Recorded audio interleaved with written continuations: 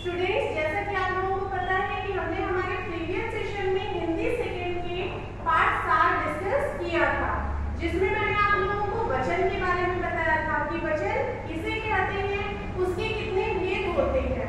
तो बच्चों, चलिए पहले हम एक बार इस चैप्टर का रिवीजन करते हैं, उसके बाद हम मूव करेंगे पार्ट 7 के प्रश्नोत्तर की तरफ, क्योंकि हमने इसकी जो प्रश्न 2 और प्रश्न 3 की एक्सरसाइज थी वो हमने कंप्लीट कर ली है प्रीवियस सेशन में। तो आज हमें डिस्कस करना है पार्ट 7 के प्रश्नोत्तर, लेकिन उससे पहले हम डिस्कस करेंगे पार्ट 7 वचन का रिवीजन करेंगे। ओके, सो स्टूडेंट्स, वचन किसे कहते हैं? वचन किसे कहते हैं? मैंने जैसा कि आपको बताया था कि ऐसे शब्द जिनसे किसी भी व्यक्ति या वस्तु की एक या एक से अधिक संख्या के होने का बोध होता है, उन शब्दों को हम क्या कहते हैं बच्चों? वचन कहते हैं। जैसे मेज, कुर्सी, कुर्सियां, बालक, बालकों। तो ये सारे शब्द कुछ ऐसे हैं बच्चों जिनसे हमें व्यक्ति या वस्तु की संख्याओं के बारे में पता चल रहा है कि वो एक है या एक से अधिक है। अगला मैंने आपको क्या बताया था कि वचन के भेद कितने होते हैं? तो वचन के 2 भेद होते हैं। वचन के कितने भेद होते हैं? 2 भेद होते हैं। कौन कौन से? यस, पहला एक वचन और दूसरा बहुवचन।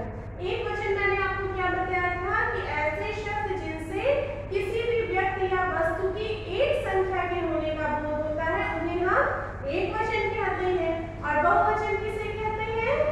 ऐसे शब्द जिनसे किसी भी व्यक्ति या वस्तु की एक से अधिक संख्या के होने का बोध हो, उन्हें हम बहुवचन कहते हैं।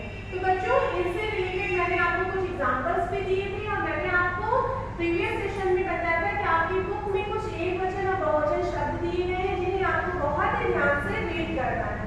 सो स्टूडेंट्स, आई होप कि आपने अच्छे से चैप्टर का रिवीजन किया होगा, आपको चैप्टर अच्छे से समझ में भी आया होगा।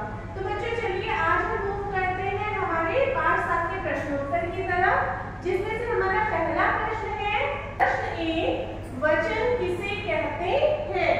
प्रश्न ए, वचन किसे कहते हैं? तो जैसा कि मैंने आपको परिभाषा बताई, उसके अनुसार हमारा उत्तर क्या होगा? उत्तर शब्द का वह रूप जिससे उसकी एक या एक से अधिक संख्या के होने का बोध होता है, उसे वचन कहते हैं। उत्तर क्या है बच्चों हमारा? शब्द का वह रूप जिससे उसके एक या एक से अधिक संख्या के होने का बोध होता है, उसे वचन कहते हैं। क्लियर? प्रश्न 2 क्या है बच्चों? वचन के कितने भेद होते हैं? वचन के कितने भेद होते हैं? वचन कितने प्रकार के होते हैं? तो उत्तर क्या है स्टूडेंट्स? वचन के 2 भेद होते हैं। वचन के कितने भेद होते हैं? 2 भेद होते हैं। पहला क्या है हमारा? एक वचन और दूसरा है बहुवचन।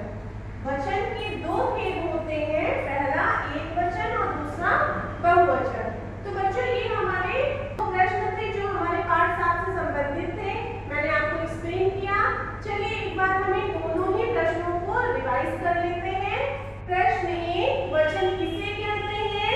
उत्तर शब्द का वह रूप जिससे उसके एक या एक से अधिक संख्या के होने का बोध होता है, उसे वचन कहते हैं।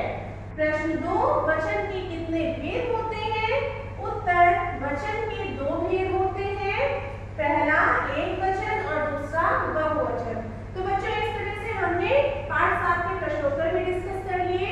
स्टूडेंट्स, आपकी बुक में एक्सरसाइज गिवन है प्रश्न 4 और एक प्रश्न 4 के बाद आपकी बुक में प्रश्नात्मक कार्य दिया गया है, जिसमें से प्रश्नात्मक कार्य आपको होमवर्क में करना है और प्रश्न 4 मैम आपको बुक में एक्सप्लेन करेंगे। So students, all of you open page number 31 in your Hindi second book and look here very carefully.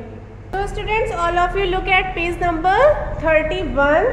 प्रश्न 4, रेखांकित शब्दों के वचन बदलकर वाक्यों को पुनः लिखो। आपको क्या करना है कि कुछ वाक्य दिए गए हैं जिनमें कुछ शब्दों को क्या किया गया है, रेखांकित किया गया है, अंडरलाइन किया गया है। जो शब्द हमारे रेखांकित हैं उन्हें हमें, अगर वो एक वचन में है तो उनका हमें बहुवचन में लिख करके वाक्य बदलना है, और अगर वो बहुवचन में है तो हमें उनको एक वचन के अनुसार वाक्य परिवर्तित करना है। तो बच्चों पहला क्या है हमारा, मैं रसगुल्ला खाऊंगा। मैं रसगुल्ला खाऊंगा, इस वाक्य में बच्चों रेखांकित शब्द क्या है, रसगुल्ला।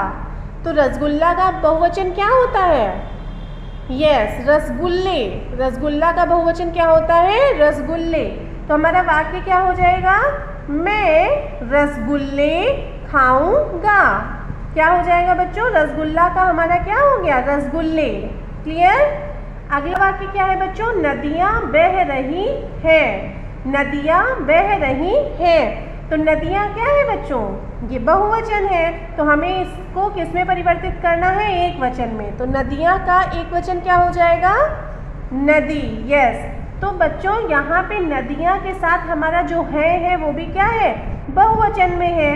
तो जब हम नदियां जो दिया हुआ है इसका एक वचन लिखेंगे तो इसके अनुसार हमारे वाक्य में जो है बहुवचन में दिया है वो भी परिवर्तित होकर एक वचन में आ जाएगा। और एक वचन में क्या हो जाएगा, इस पे जो बिंदी है लिखा हुआ है वो बिंदी हट जाएगी और क्या हो जाएगा, है हो जाएगा। तो देखिए वाक्य क्या बनेगा हमारा, नदी बह रही है। नदियां का एक वचन नदी और है का एक वचन है। क्लियर। अगला वाक्य है बच्चों, घोड़ा दौड़ रहा है। घोड़ा दौड़ रहा है। तो घोड़ा का बहुवचन क्या हो जाएगा, घोड़े।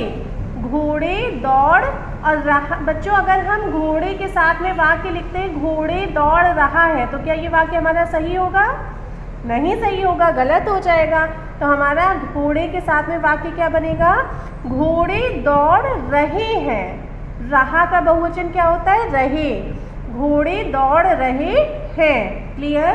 अगली वाक्य हमारा क्या है, बच्चा पढ़ रहा है। बच्चा क्या है, एक वचन है, इसका बहुवचन क्या हो जाएगा, बच्चे। बच्चे पढ़ और रहा का बहुवचन रहे, और है जो यहाँ पे है दिया हुआ है का बहुवचन क्या हो जाएगा, है।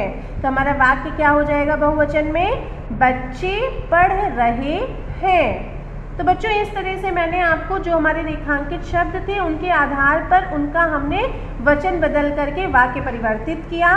स्टूडेंट्स ये आपको अपनी बुक में कंप्लीट करना है। नेक्स्ट वर्क क्या है बच्चों, रचनात्मक कार्य। इसमें आपको कुछ चित्र दिए गए हैं जैसा कि आप देख रहे हैं। आपको इन चित्रों को देखना है और जो ये बने हुए हैं, जैसे पहला आपको उदाहरण स्वरूप क्या दिया गया है, पहले में पेंसिल बनी हुई है। पहले जो हमारी चित्र है उसमें क्या बना हुआ है, पेंसिल बनी हुई है। तो पेंसिल हमारा एक वचन है, लेकिन हमें इसका क्या करना है, बहुवचन लिखना है। तो पेंसिल का बहुवचन क्या होगा, पेंसिलें। तो इसी तरह से आपको चित्र को देखना है और उनकी बहुवचन को यहाँ लाइन पर लिखना है। So student this is your homework. Okay. So students इस तरह से आपको प्रश्नोत्तर जो मैंने आपको समझाया वो आपको अपनी हिंदी सेकेंड की कॉपी में बहुत ही नीट एंड क्लीन वे में कंप्लीट करना है। एक्सरसाइज मैंने जो आपको 4 बुक में कंप्लीट कराई है वो आप बुक में कंप्लीट करेंगे, और रचनात्मक कार्य स्टूडेंट्स आपका होमवर्क है, उसे आप सेल्फ कंप्लीट करेंगे बहुत ही ध्यान से। So students this is it for today. Now we will meet in our next session with next chapter. Till then take care of yourself and